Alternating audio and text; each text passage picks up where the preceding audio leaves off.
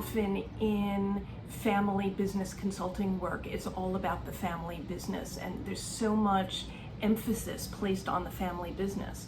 But I like to think of it as the business of the family rather than just the family business, because so often the family business has had their liquidity event already, and now they're sitting on investable assets, and there's a family office or there's an outsourced family office, and it's really the business of the family. And what does that mean?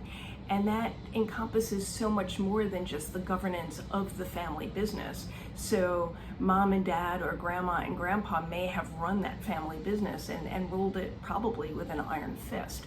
But now that there's been that liquidity event, there needs to be a greater sense of inclusiveness. And that really goes to my answer to your question about the potential consequences if governance is not part of planning for the next generation. The number one question I hear the absolute most from families of wealth is, how do I raise my family in an atmosphere of wealth and still have them grow up to be productive members of society and not the proverbial trust fund baby?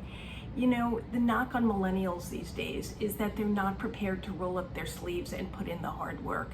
They live in a world where Facebook went from $0 to $1 billion in 5 minutes, and they think that's how it's done. But really, the next generation is craving information, education, and a sense of structure and identity. And that's where a thoughtful and intentional governance system comes in. The key is involving all generations in developing the family processes for how they make decisions, whether those decisions relate to investments, distributions, charitable gifts, decorating the vacation home, or even planning the annual family vacation.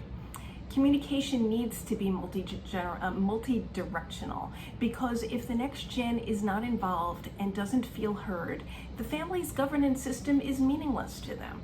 The family's governance system, the family's mission, vision, value statements as a whole are not going to feel authentic or meaningful to them at all.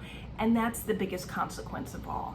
If the next gen is not emotionally invested and engaged in the family's big picture identity, how can anyone expect them to internalize and adopt it as their own?